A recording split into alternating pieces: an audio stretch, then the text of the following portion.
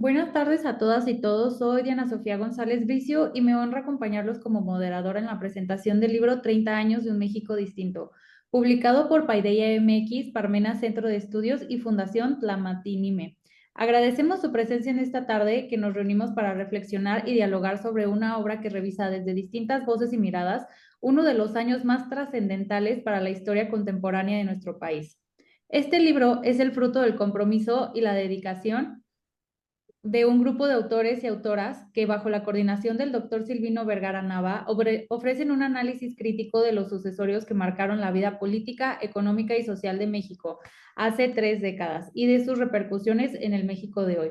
A través de sus páginas, 30 años de un México distinto busca invitar a la reflexión, a la memoria y al debate sobre temas como la entrada en vigor del Clan, el levantamiento EZLN, la crisis económica y los profundos cambios que aún resuenan en nuestra realidad. A lo largo de esta presentación contaremos con los comentarios de distinguidas personalidades del ámbito académico, quienes compartirán sus perspectivas sobre la relevancia y aportaciones de esta obra colectiva. Antes de iniciar nuestro evento, quiero compartirles información importante sobre el seminario de verano de Parmena Centro de Estudios que está ofertando inteligencia artificial y derecho, mismo que impartirá uno de los expertos esta tarde, el doctor Samuel Hernández Apodaca. Será los días 8, 15, 22 y 29 de julio. Muy bien, sin más preámbulo, les invito a acompañarnos en esta jornada de análisis y memoria histórica. Voy a presentar a nuestros expositores y su trayectoria. La doctora Lucía Almaraz Casares, abogada con especialidad en Derechos Humanos, obtuvo la maestría de Administración de Justicia y Seguridad Pública por la Universidad de Guadalajara y es doctora en Derecho, además de haber recibido el doctorado honoris causa por el Instituto Iberoamérica. Se ha diplomado en áreas políticas públicas, derecho penal, sistema acusatorio, habilidades directivas, alta dirección, derecho financiero, cultura de legalidad, métodos alternos de solución de controversias, derechos humanos, transparencia, participación ciudadana y justicia para adolescentes. Actualmente cursa la especialidad de prevención de violencias y delitos en la Universidad Autónoma de Zacatecas. Cuenta con múltiples publicaciones en revistas académicas y ha coescrito obras jurídicas relevantes. En el servicio público ha sido coordinadora de asesores, directora de inteligencia en la Fiscalía Estatal, asesora en reinserción social e integrante del Comité de Participación Social, presidiéndolo junto al Sistema Estatal Anticorrupción y el Consejo Técnico Ciudadano. En la docencia destaca en su labor en UNIVA, ITESO y el Tecnológico de Monterrey del Colegio de Jalisco. Ha sido reconocida en el Premio Calmeca, profesionista destacado en 2022, jurista del año y varios reconocimientos. En 2024, como el Irene Robledo y otorgado por el Instituto Electoral de Jalisco. Su trayectoria combina una sólida formación académica, participación activa, investigación, compromiso con la docencia, experiencia en la administración pública y una constante promoción de derechos humanos y la cultura de legalidad. Puede ser contactada en la red X como doctora Lucía Almaraz. Continúo con la maestra Hilda Betsabe Sánchez Aguilar, licenciada en Derecho por la Universidad Veracruzana, maestra en Derecho Constitucional y Juicio de Amparo por la Universidad de Jalapa. Realizó curso de posgrado por la Universidad de Girona, España, titulado en Tendencias Actuales en Instrucción, Proceso Penal y Medicina Forense. Ha desempeñado diversos cargos en el servicio público, siendo jefa del Departamento Consultivo de la Dirección de Asuntos Jurídicos del Poder Judicial del Estado de Veracruz, jefa del área jurídica de la Dirección General de Administración del Consejo de la Judicatura del Poder Judicial del Estado de Veracruz. Se ha desempeñado en el ámbito jurisdiccional como secretaria de estudio y cuenta del Tribunal Superior de Justicia y Tribunal de Conciliación y Arbitraje. Actualmente se desempeña como secretaria de estudio y cuenta adscrita a la Sala Constitucional del Tribunal Superior de Justicia del Poder Judicial del Estado de Veracruz. También ha impartido cátedra en Derecho Civil 2 en el Instituto Universitario de Puebla, Campus Jalapa. Acredita más de medio centenar de cursos, diplomados y capacitación en temas como juzgar con perspectiva de género, los alcances y la observación de los procesos parentales durante una convivencia familiar, impacto de la ruptura familiar en el desempeño escolar de los hijos, Poder Judicial del Estado de Veracruz, protocolo de actuación para quienes imparten justicia en casos que involucren derechos de las personas con discapacidad, aspectos jurídicos y psicológicos del litigio familiar, Poder Judicial del Estado de Veracruz y, por último, violencia familiar desde la perspectiva de género. Puede ser contactada en la red X como Betsy Aguilar. Ok, luego continuamos con el doctor Samuel Hernández Apodaca. Él es doctor en Derecho, maestro en Derecho Constitucional y Amparo, licenciado en Derecho por la Universidad Veracruzana. Su trayectoria profesional abarca la dirección de Cuestiones, revista de divulgación jurídica y social. Es una parte del consejo editorial de la revista Ciencia de Legislación de la Universidad del Salvador y colaborador académico de la revista Perspectivas de la Universidad de La Plata, ambas en Argentina. Se ha destacado como asesor parlamentario en los congresos de Veracruz, Ciudad de México y Jalisco, así como conferencista internacional en temas de derecho, tecnología y ciencias sociales. Ha conducido programas como Cuestiones, Radio, Paideia MX y Radio, colaborando en medios como Infomar Ver, Voces Univa y Radio. Congreso de la Cámara de Diputados del Congreso Mexicano. Ha sido asesor de organismos civiles en Veracruz y Jalisco. En el ámbito académico, ejerce como profesor en Univa Guadalajara y en Parmenas Centro de Estudios y en diversas instituciones de posgrado en México y en el extranjero. Sus líneas de investigación comprenden la IUS Filosofía, el derecho parlamentario, movimientos sociales, el Internet y el derecho y la inteligencia artificial. Es autor de más de 80 artículos científicos y autor y coautor de más de 30 libros. Entre los más recientes destacan Ensayos sociojurídicos y políticos, Lecciones de inteligencia artificial y derecho y el que hoy se presenta, Lecciones de 30 años de un México. Además, prepara un libro sobre las redes sociales y movimientos sociales y derecho. Puede ser contactado en redes sociales como @usfilósofo.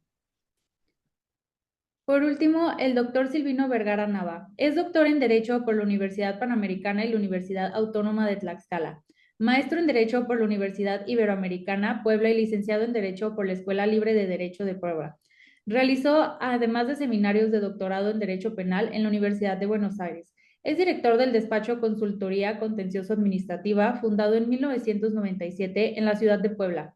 Dirige Defensa Fiscal, revista especializada y es subdirector de Cuestiones, revista de divulgación jurídica y social.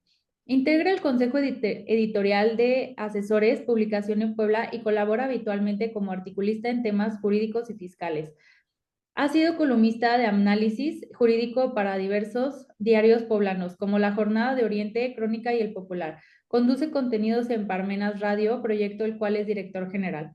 El ámbito académico ejerce como profesor en la Benemérita Universidad Autónoma de Puebla, Universidad Autónoma Benito Juárez de Oaxaca, Universidad Autónoma de Tlaxcala, Universidad Popular Autónoma del Estado de Puebla, Universidad de las Américas Puebla y la Escuela Libre de Derecho de Puebla. Su trayectoria ha sido reconocida con el Premio Nacional a la Investigación Jurídica ANAFADE de 2022, así como el primer lugar nacional en tesis doctorado en Derecho otorgado por la Secretaría de Gobernación en 2012. Es autor de numerosos artículos y de más de 20 libros como La utilidad de la filosofía del derecho en el derecho tributario. Porrúa, segunda edición de 2020. Los procedimientos de fiscalización de un derecho fiscal en la sospecha, Parmenas, Notas para una defensa fiscal de emergencia, Parmenas de igual manera, entre otros. Además, ha coordinado y coescrito obras colectivas, así como Vemos México, Viviendo la Constitución, Identidad Migrante, Derechos Actuales, Realidades y Desafíos y el Plan de Ayala desde otra mirada. Sus temas de investigación abarcan el derecho tributario, la fiscalidad crítica y la filosofía del derecho aplicada a la práctica contenciosa. Puede ser contactado en redes sociales y a través de Parmenas Centro de Estudios. Ok, antes de dar los micrófonos a nuestros exponentes, quiero compartirles los siguientes avisos académicos. Ok, Parmenas Centro de Estudios.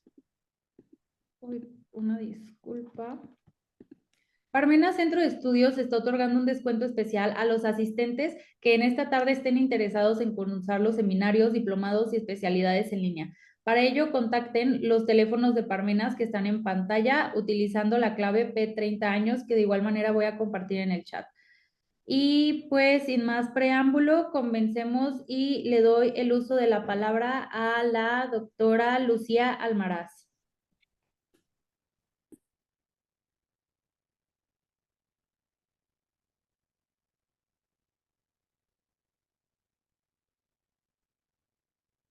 Bueno, en México la desigualdad social ha sido una constante afectando a comunidades marginales y generando tensiones.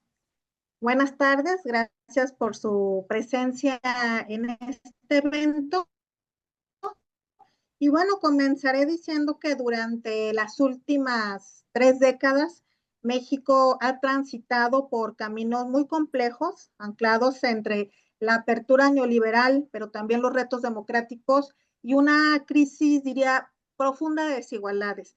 En este escenario que surge 30 años de un México distinto, este compendio de ensayos firmados por personas académicas y donde en este libro la visión que emerge eh, en el denominado 30 años de México, un México distinto, pues hay que decir que no es optimista, yo creo que más bien es un sentido crítico, un sentido reflexivo el que hemos incluido en cada uno de los capítulos. Hay que decir que en toda la obra se reconocen logros, ¿no? Como un cierto pluralismo político, como la apertura económica y también instituciones emergentes, pero sobre todo, digamos que destaca carencias estructurales, ¿no? Hablando, ya lo decíamos, la desigualdad, principalmente la económica, pero también la vulnerabilidad institucional, incluso la propia deuda fiscal, una crisis de derechos humanos y de violencia. Y entonces, pues la pregunta latente es si es realmente un México distinto o si en realidad solo se ha transformado, digamos, las formas, pero no los cimientos. Entonces, pues estos ensayos que les estamos presentando en esta obra, hay que decirlo, digamos, a la introspección, principalmente a políticas, ¿no? Que son necesarias, que ya sean profundas, pero que también cambien pues las estructuras, pues no solo en los signos, sino en la realidad. Yo me voy a enfocar particularmente en el capítulo que denominé Reconocimiento de los Derechos Humanos de la Comunidad Indígena en Chiapas, a partir del surgimiento del EZLN, ¿no? Está incluido, obviamente, en el libro 30 años de un México distinto, en el que incluí pues un contexto histórico, pero también, digamos, en este sentido, hago pues un recordatorio al contexto que se vivió en ese momento en Chiapas, en enero de 1994, cuando justo el EZLN pues emergió públicamente al tomar San Cristóbal de las Casas, levantando la voz por los derechos humanos de los pueblos indígenas frente a un tema de violencia, de marginación, pero también un tema de proyecto neoliberal justo del gobierno que en ese momento estaba, que era el de Salinas de Gortari, ¿no? Este suceso, pues de alguna manera sacude la narrativa oficial del Estado mexicano, obligando justo a realizar un debate, digamos, nacional, incluso internacional, por el impacto que tiene este movimiento sobre los derechos colectivos pues de los pueblos originarios. Y en este sentido me parece que cuando pensé en elaborar el capítulo, algo que era muy importante para mí era el papel de los derechos humanos colectivos. Entonces, en este capítulo trato justo de subrayar cómo el EZLN no solo solicitó o pidió mejoras individuales, sino que también hay un tema de derechos colectivos, de autonomía, incluso de participación política, de justicia propia, pero también de un reconocimiento cultural, ¿no? Y digamos que estos de alguna manera fueron plasmados en los acuerdos de San Andrés, recordarán ustedes, de febrero de 1996, donde el Estado reconocía 8 compromisos claves que hacía hacia los pueblos indígenas, ¿no? En este texto que les estoy ofreciendo como capítulo de este libro, bueno, sostengo que esos acuerdos establecieron de alguna manera las bases para pasar de un Estado homogéneo a uno muy pluricultural, en el que, digamos, era evidente la diversidad indígena, pero que también se reconocía o se debe de reconocer como parte esencial del pacto nacional. Y bueno, desde mi formación, que soy abogada, ¿no? También advierto que permitió que hubiera avances jurídicos, pero frente a eso también hubo limitaciones, ¿no? Tras estos también acuerdos, ¿no?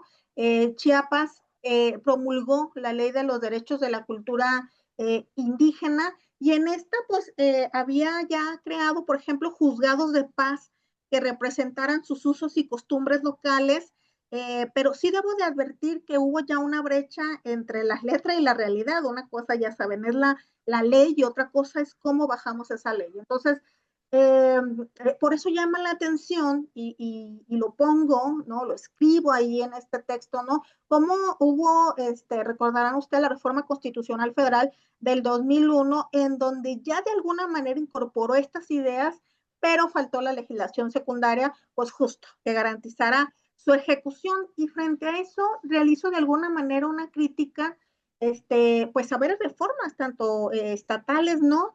Que fueron pues más heterónomas, ¿no? Que autónomas. El poder local siguió centralizado y distante de la comunidad indígena sin que se pudiera empoderar ya en la efectividad de la ley a las propias comunidades indígenas.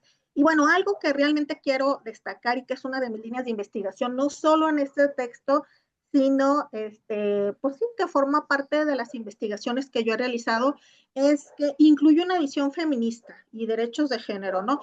Y en este sentido hay que decir que yo considero que es el aporte central justo de este capítulo, porque dentro del reconocimiento indígena, justo el ZLN, a diferencia de otros movimientos, articuló, digamos, tempranamente un enfoque feminista que fue plasmado justo en la ley revolucionaria de las mujeres zapatistas en el 1993, en donde garantizaban igualdad en la participación, pero también los derechos reproductivos, hablaba de una educación específica, incluso del tema de la salud, un amplio tema, ¿no? Y de la autonomía personal. Y en este sentido, particularmente en este enfoque que le doy, bueno, quiero enfatizar esta, digamos, doble opresión de ser mujeres indígenas, ¿no?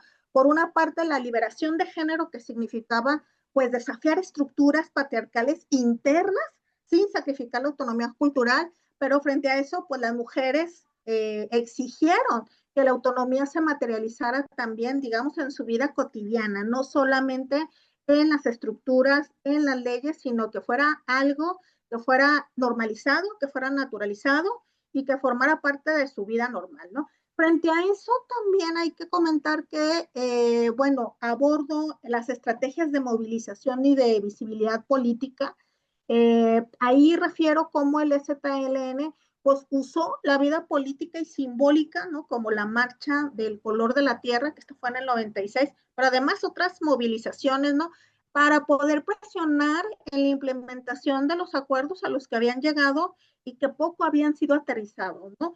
En este sentido hay que decir que también pues hubo un protagonismo de figuras, ¿no? Como la comandanta Ramona, ¿no?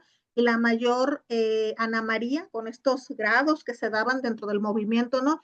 Quienes llevaron estas dos mujeres la voz indígena y de las mujeres a los espacios nacionales. Y en este sentido, me parece que ya casi al final del texto, lo que platico, ¿no? Es que, cómo tendríamos que estar considerando este impacto que tuvo este movimiento, pero también los retos que fueron inmediatos, pero otros que fueron a largo plazo. Entonces, de alguna manera, digamos que concluyo que aunque, digamos, se logran algunos avances fundamentales, ¿no? Y esos avances fundamentales pues se vieron en el reconocimiento constitucional de estructuras jurídicas locales, pero también una presencia política de este movimiento y que incluso el trabajo de alguna manera se ve inmerso pues en que muchas comunidades, perdón, en este momento y en ese pues carecen de recursos o de voluntad política para poder ejercer su autonomía, ¿no? Que también de alguna manera, a pesar de que ha pasado ya tanto tiempo, pues persiste el hostigamiento hacia personas defensoras de derechos humanos, particularmente en tierras de esta entidad federativa que es Chiapas, ¿no? Y que existen todavía, digamos, problemas contemporáneos como la violencia, el crimen organizado, ¿no? O temas de megaproyectos que de alguna manera han amenazado los derechos indígenas, ¿no? Entonces, es importante subrayar que el reconocimiento, pues debía de haberse profundizado, insisto, para ser efectivos. No basta solamente con el texto constitucional, se requiere mucho más como un tema de financiamiento, como el respeto a los sistemas normativos comunitarios indígenas y bueno, pues de alguna manera reflexiono ya en la parte muy, muy final del texto, ¿no? El surgimiento de este movimiento del EZLN, pues marca un parteaguas en el reconocimiento, digamos, de los derechos humanos indígenas en México, que impulsó reformas constitucionales, como ya les comenté, ¿no? Que hubo una visibilización nacional, desde una perspectiva también de género, hablando del papel tan importante que jugaron estas mujeres indígenas, ¿no? Y de la colectividad, digamos, cultural. Sin embargo, pues hay que decirlo, ¿no? Persiste una distancia entre el discurso y la aplicación. La autonomía y la justicia indígena siguen siendo todavía cuestiones aspiracionales, me parece, ¿no? El desafío, pues, es justo consolidar mecanismos que no solo reconozcan, sino que realmente empoderen a las comunidades a gobernarse según sus propios valores y lo que se ofrece pues finalmente en este capítulo que la verdad fue un reto para mí escribir, pero que agradezco haber profundizado en el tema, es pues cómo la lucha zapatista articuló, ya lo decía, derechos humanos, la autonomía pluricultural, el tema, cómo se incluye la perspectiva de género, marcando un avance muy significativo en la parte teórica, ¿no? Muchas Pero gracias, también doctora hay Lucy. que evidenciar, gracias, un minutito, que se reconocen los derechos, que no es un sinónimo de ejercerlo, ¿no? La verdadera, digamos, transformación exige condiciones materiales, políticas, ¿no? Y sociales, pues que todavía de alguna manera deben de construirse. Yo les agradezco muchísimo la atención a mi intervención. Gracias. Muchas gracias, doctora Lucy. Ahora continuamos con la intervención de la maestra Betsabe. Doy inicio a la palabra. Muchas gracias, muy buena tarde. Aquí en la ciudad de Jalapa les saludo, muy agradecida por la invitación que me hizo el doctor Samuel. Y bueno, me gustaría iniciar haciendo una reflexión de esta obra. Es una obra colectiva que ofrece una mirada multidisciplinaria, crítica y profundamente reflexiva sobre uno de los años más decisivos de la historia contemporánea mexicana, 1994. La obra está coordinada por el doctor Silvino Vergara Nava, como ya lo mencionaron. Reúne a un grupo de destacados especialistas del derecho y de la economía quienes abordan diversos sucesos que marcaron que marcaron un antes y un después en el rumbo del país, desde el levantamiento del Ejército Zapatista de Liberación Nacional, el inicio de la vigencia del Tratado de Libre Comercio de América del Norte, como se llamaba en aquel entonces, hasta la crisis financiera conocida como el error de diciembre, los homicidios de agentes políticos y el quiebre del régimen del otrora partido oficial que mantuvo el poder durante más de 70 años. Entonces, el libro desmenuza cada uno de estos hechos no solo desde un contexto histórico, sino desde sus repercusiones sociales, jurídicas y económicas a lo largo de 3 décadas. También me gustaría destacar que el volumen es muy interesante, está estructurado por ensayos que combinan tanto un análisis técnico como una narrativa muy accesible y que lo convierte en una herramienta valiosa tanto para profesionales del derecho como para cualquier lector que esté interesado en comprender las raíces del México actual.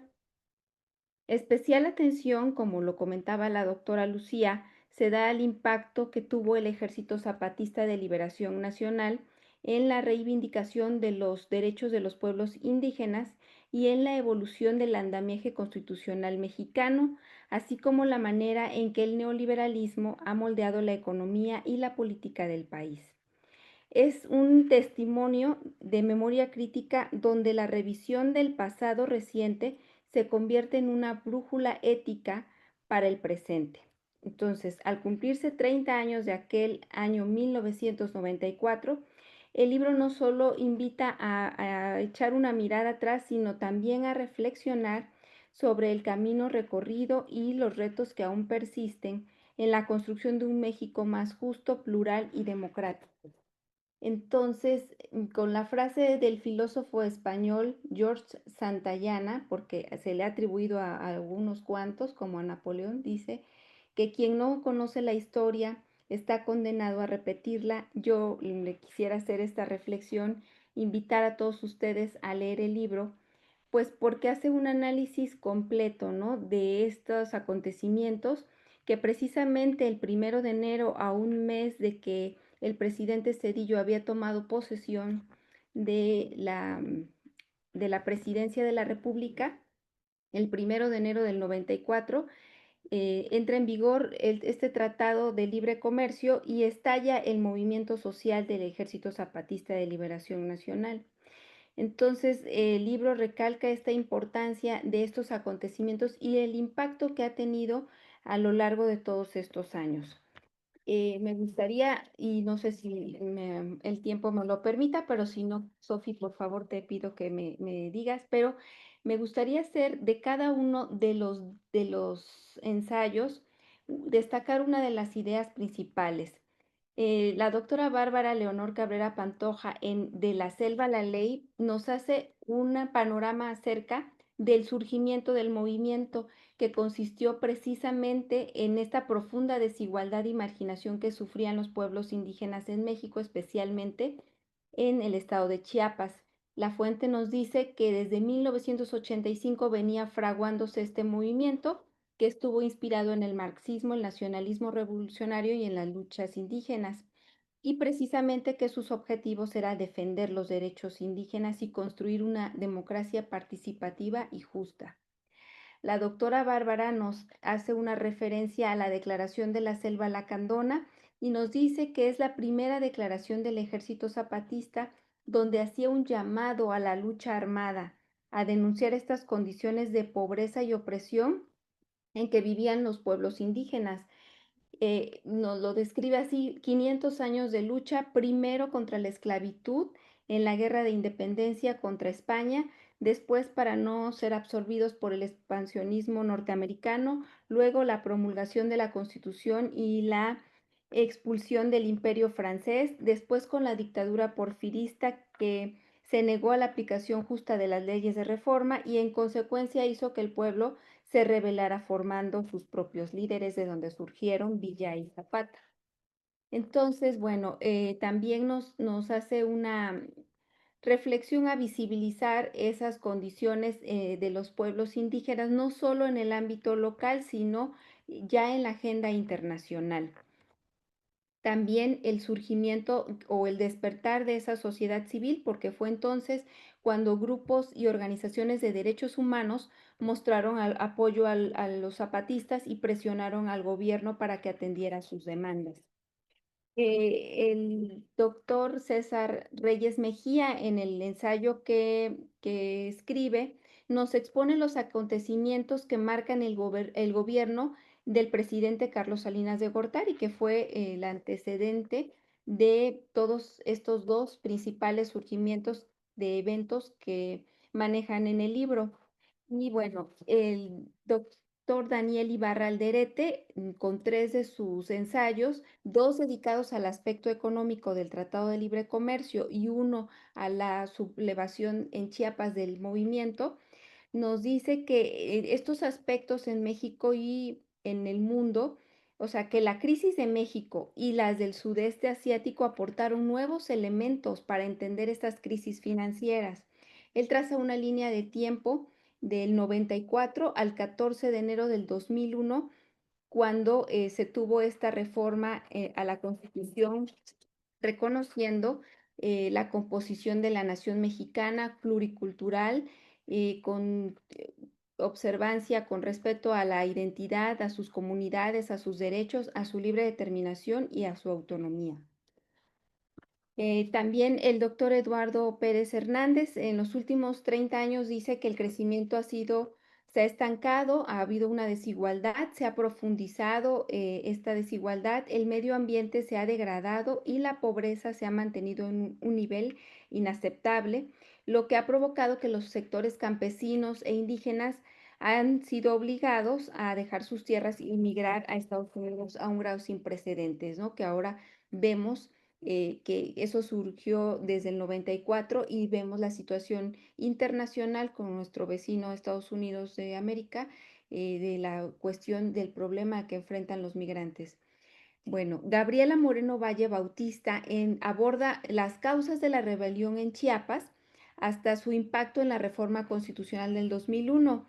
Y ella también hace un análisis de esta reforma y concluyó que este movimiento reconoció la desigualdad, la marginación, que aún falta mucho por hacer, que no basta la reforma, como lo acaba de mencionar la doctora Lucía, y que el Estado debe comprometerse a fortalecer esos derechos y reconocer la dignidad y el valor que tienen los pueblos originarios. Jesús Arturo Espinosa Garrido, en el ensayo que conforma el libro, nos da de forma por demás didáctica, nos explica qué es el FOBAPROA, qué es una devaluación, en qué consistió el error de diciembre, qué debemos aprender tanto los gobiernos como los ciudadanos de esa crisis financiera y me encantó, se los recomiendo.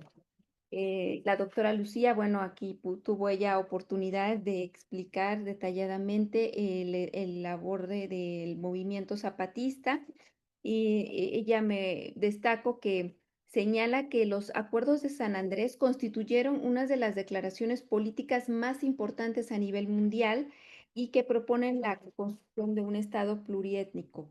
Martín Sarmiento Vite expone las causas de la devaluación del peso y señala que precisamente no solo se dio esta crisis o no solo tuvo efectos en nuestro país, sino que también en varios países de América Latina. Por ejemplo, Argentina fue uno de los que más severamente se vio afectado por el denominado efecto tequila, que es precisamente esta consecuencia de la crisis económica. Argentina se vio obligado a tomar medidas de austeridad en su crecimiento económico y en sus inversiones. Aumentaron los impuestos notablemente, la liquidez de su banco central se redujo al mínimo y varios sectores fueron privatizados, algo parecido a lo que ocurrió en nuestro país. Rosa María Zúñiga aborda lo que llama la peor crisis económica en los últimos tiempos y hace un amplio análisis de las causas y de sus consecuencias. Y finalmente, el doctor Samuel Hernández Apodaca termina en el ensayo hace la reflexión de que en el año de 1994 es el inicio de la transformación en México y él aborda que esta crisis también política hace un análisis a partir de que el presidente Carlos Salinas de Gortari asume el poder en 1988 y ya en 1994 a 1995, cuando toma posesión Ernesto Zedillo, nos dice el partido oficial que había mantenido el control casi absoluto durante 70 años comienza a perder la hegemonía, dado que en el 97 por primera vez el PRI perdió de 500 escaños, solo consiguió 239 en la Cámara de Diputados. Entonces fue cuando el partido oficial no pudo gobernar sin tener que buscar esos acuerdos con los partidos de oposición. Entonces les decía la frase con la que inicié, la historia está obligada o está condenado a repetirla. Y bueno, más o menos en un tiempo muy corto, pero es un breve análisis muy particular y les recomiendo, por supuesto, la lectura del libro. Recuerden que debemos formar una comunidad, debemos de hacer conocimiento y sobre todo, pues, divulgar el conocimiento para ser los agentes de cambio, agentes que transformen nuestro entorno precisamente para mejorarlo, ¿no? Y bueno, eso sería todo por mi parte. Muchas gracias. Muchas gracias, maestra Betsabe. Ahora continuamos con el doctor Samuel Hernández Apodaca. Adelante. Hola, gracias a todos que nos acompañan esta tarde.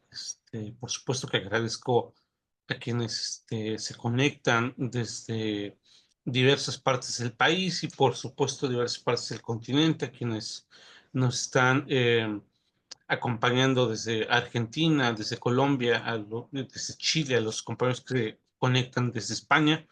agradezco que esta tarde hayan acompañado esta sesión que pues lo que pretendemos fundamentalmente es compartir y divulgar texto que estamos presentando esta tarde y que justamente está asociado a lo que fundamentalmente ya dijeron mis compañeros que presentaron. Es un ejercicio histórico, sí, pero también es un ejercicio de recuperación de la memoria. Y eso es fundamental para que podamos entender qué es lo que está ocurriendo en este país a raíz de este fenómeno que llamamos la globalización o la mundialización, que es un tema que, por supuesto, pues hemos venido comentando y divulgando. Yo, a la par que algunos de sus compañeros que escriben en este libro, junto con la doctora Bárbara, Daniel, Gabriela y la doctora Lucía, pues abordamos temas que están asociados a lo que ocurrió eh, el 1 de enero de 1994, que es el fenómeno que conocemos como el levantamiento zapatista. Y este fenómeno, pues, implica toda una proyección de temas que en nuestra memoria quedaron registrados y esos están asociados al levantamiento del STLN y cómo este ejército, pues lo que hace es declararle la guerra al Estado. Declara la guerra al Estado y dice que va a ir a derrocar un régimen que ha generado desigualdad, pobreza, miseria. Y entonces, pues los Altos de Chiapas decide ir a la capital del país, armado, declarándole la guerra, y por supuesto, pues con esta dinámica de entender que va a eliminar a un régimen neoliberal y que se va a quedar con el poder, que establecerá una forma de gobierno distinta, en la cual, pues, trataremos de aplicar este principio que es para todos todo, para nosotros nada, que es un poco el lema con el cual el SLN se levanta en armas. Y hay un fenómeno, ya lo explicaba la maestra Betsabe, interesante, que tiene que ver con cómo a partir de 1994, pues encontramos que hay un momento en el cual el partido hegemónico va perdiendo el poder y con ese fenómeno que estamos encontrando, pues simple y sencillamente se va degradando esta idea de reforma neoliberal. El proceso que vivimos del 94 al 97, pues se da una serie de sucesos que impactaron la vida política de este país. El asesinato no solo de un candidato a la presidencia de la República, sino del secretario general de quien en ese momento tenía el control de la hegemonía política de este país, el secretario general del PRI. Luego, o antes, está también la muerte de un cardenal, el asesinato de un cardenal, y a partir de esos fenómenos que se están generando, pues ocurren otros datos importantes, que es la elección de 1994 que yo comparto en el texto. No solo es la pérdida de la hegemonía política en la Cámara de Diputados por parte del PRI, sino también, pues, este triunfo de el partido de oposición que, encabezado por el ingeniero Cuauhtémoc Cárdenas, gana la Ciudad de México, en ese momento la jefatura de la Ciudad de México, y se da un fenómeno a partir de eso interesante porque algunos politólogos han establecido que quien gobierna la capital del país, pues fundamentalmente es una especie de vicepresidencia y que a partir de allí se generan y se gestan algunos cambios importantes. Entonces, a partir en mi análisis de lo que ocurre en el 94 es cuando inicia este proceso de transformación de la vida pública del país. Nos brincamos entonces al fenómeno de la hegemonía que se perdió en la Cámara de Diputados y 3 años después el partido que había detentado la presidencia durante mucho tiempo, pues finalmente pierde la presidencia de la República. Hay una serie de explicaciones históricas y políticas que hay detrás de la derrota del PRI en la elección del año 2000. hay algunos otros análisis, yo no profundizaré mucho en eso, pero bueno, ustedes ya son testigos algunos, otros eran muy jóvenes cuando eso ocurrió, pero esta pérdida de hegemonía, primero que hayan digámoslo, retado al Estado mexicano y que la respuesta del Estado haya sido bombardear la zona, una zona civil en donde se encontraban indígenas, niños, mujeres en extrema pobreza, ante el levantamiento de esto que fueron los soldados de madera, como digo yo en este libro, de ciudadanos encapuchados que deciden declararle la guerra al Estado mexicano, armados con rifles de madera y cuya respuesta del Estado fue mandar al ejército para fulminarlos. Es quizá ese fenómeno, pues el hecho de que el Estado, como lo conocimos, se fuera debilitando y en ese momento,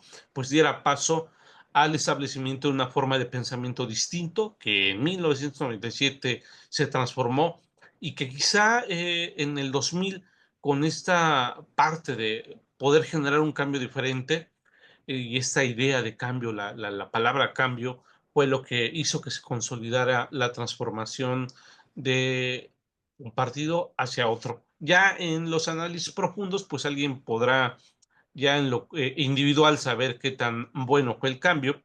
Pero bueno, viene después la elección del 2006, en la cual el partido que había tentado el poder, me refiero al PAN, conserva la presidencia de la República y 6 años más después, en el año 2012, el PRI vuelve a recuperarla, pero ya no es el mismo PRI, es un partido más fraccionado, debilitado, que ha perdido gubernaturas en los estados y que eso hace que la correlación de fuerzas sea distinta. Ya hay esta expresión que se acuñó durante el gobierno de Vicente Fox, que el presidente propone y el legislativo dispone, y entonces eso da un equilibrio de poderes diferente, totalmente diferente, y el poder ejecutivo se debilita y entonces da paso a un a un poder legislativo más relevante, protagonista, en donde se generan debates y en donde de alguna manera se escucha esta parte de la oposición que se había mantenido replegada hasta llegar al año 2018, en donde un partido diferente, un partido que lleva pocos años como partido, estamos hablando de que se había fundado algunos años antes, pues gana la presidencia de la República y es ahora que vivimos este proceso de transformación iniciado en el año 1994. Yo es que cerraría ahí mi intervención para no profundizar más en esto. Me sumaría a las invitaciones de mis compañeras que han pues hecho abiertamente la invitación para que se lea esta obra y quisiera agradecer finalmente al doctor Silvino el que nos haya convocado para escribir y reflexionar sobre estas 3 décadas que han transcurrido en nuestro país como un ejercicio intelectual relevante y que necesitamos divulgar. Gracias a todas y todos por estar esta tarde. Será un gusto volvernos a encontrar próximamente. Muchas gracias, doctor Samuel, por su participación. Ahora le doy el uso de la voz al doctor Silvino Vergara. Adelante.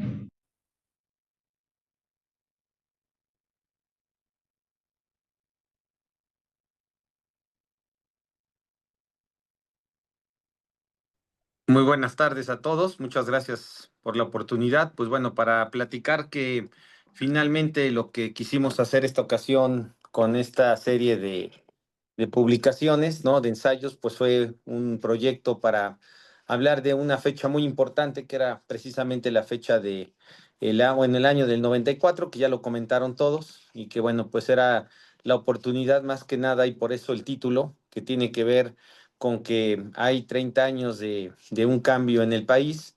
A partir del 94 las cosas cambiaron radicalmente. Si bien, como comenta el doctor Samuel Hernández, a quien le agradecemos la organización de este evento, de esta presentación, pues si bien el tema fue que se venían presentando ya varios cambios, lo cierto es que el cambio principal pues se dio a partir de esa fecha aquí en México. Y bueno, pues lo que queríamos propiamente en esta invitación, esta convocatoria que se llevó a cabo desde marzo del año pasado y que, bueno, se pudo lograr recopilar una gran cantidad de ensayos de todos los que participan en Parmenas Centro de Estudios, ya sea como profesores o como alumnos, pues era el interés de escribir al respecto de este tema, cada quien, digamos, en su trinchera, cada quien en sus opiniones, digamos, basadas en sus propias posturas, pero bueno, pues el objetivo era que se hiciera un planteamiento plural y ese fue el objetivo en esta ocasión. Lo que queremos aquí en Parmenas Centro de Estudios, pues es generar esta serie de trabajos. Hoy, por lo pronto, esta recopilación de ensayos, ¿no? De estos 30 años de un México distinto, pues representó también un esfuerzo en cuanto a la recopilación, la convocatoria, el ordenar los trabajos, el hacer la corrección de estilo y todo esto pues implicó que hoy ya por lo pronto tengamos este trabajo de manera digital. Esperamos pronto tener noticias buenas para tenerlo ya de manera impresa. Ahora por lo pronto lo tenemos bajo esta versión y que bueno, pues también el objetivo es seguir con esta serie de trabajos. Hoy estamos presentando este primer trabajo que estamos comentando del año del 94, ¿no? Escrito y recopilado y trabajado en todo 2024, ¿no? 30 años después. Y bueno, pues quisiera yo tener la oportunidad de hacer mención de que iniciamos ya la convocatoria para quienes estén interesados en participar en el que corresponde a este año el año 2025, que queremos pues hacer mención de lo que ha sucedido, sobre todo desde el punto de vista jurídico, desde el punto de vista constitucional en relación con pues 80 años después del final de la Segunda Guerra Mundial. Veo que hay poco que se ha hecho mención de este evento, de esta situación, que en teoría pues debería haber sido en el mes de mayo, ¿no? Sin embargo, pues poco se habló en el mes de mayo de esta fecha, en agosto que también cumple años la rendición de Japón, pues también tiene que ver precisamente con lo que pasó jurídicamente después de estos, pues digamos, catastróficas cifras, catastróficos hechos que se dieron. Y 80 años después, pues lo que queremos hacer es un trabajo relacionado, del cual están todos invitados, ¿no? Un trabajo relacionado con qué ha pasado con el derecho 80 años después. Y así como hemos tratado de platicar ahora con este esfuerzo que se hizo por todos los que participaron, de los cuales les agradecemos mucho su colaboración, su entusiasmo, su interés. Bueno, pues ahora tratamos y hacemos esta invitación para este año del 2025. Sin embargo, bueno, pues creo que siempre la primera versión, que es esta de los 30 años, es la que de alguna manera pues tenemos que considerar que fue el primer esfuerzo que hemos llevado a cabo y sobre todo de los que participaron, algunos que con pues ya mucha experiencia al respecto de cómo escribir, otros, bueno, pues que estamos iniciando, digamos, en la redacción, en estar desarrollando y transmitiendo nuestras ideas, y bueno, pues ese era el objetivo con este trabajo de 30 años de un México distinto, del cual nuevamente les agradezco a todos los que han participado el día de hoy y sobre todo a los que participaron en sus ensayos que nos enviaron y la organización hoy particularmente de todos ustedes por este evento y esta presentación de este libro. Muchas gracias. Muchas gracias, doctor Silvino. Ok, pues ahora ya terminamos con las participaciones de los disertantes. Ahora, hemos llegado al final de la presentación y pues agradezco profundamente la participación de cada uno, así como la valiosa presencia de cada uno de ustedes. 30 años de un México distinto no solo constituye un ejercicio de memoria, sino una invitación a reconocer los acontecimientos que forjaron el México que hoy habitamos y reflexionar sobre todos los retos que aún tenemos por delante. Les comparto que estaremos regalando el libro en su versión digital a las primeras 13 personas que sigan las cuentas de Paideia y Parmenas Centro de Estudios en Instagram y en X. Mándenos una captura de pantalla al WhatsApp de Paideia MX. El número se los voy a dejar en el chat, que es 3310 71 14 34 y recibirán el ejemplar. De igual manera se está compartiendo el QR en pantalla. Les recuerdo que sus reconocimientos estarán llegando en el transcurso de la semana. a los correos electrónicos con los que se registraron. Muchísimas gracias por su atención y nuevamente gracias a todas y todos los autores. Muy buenas tardes.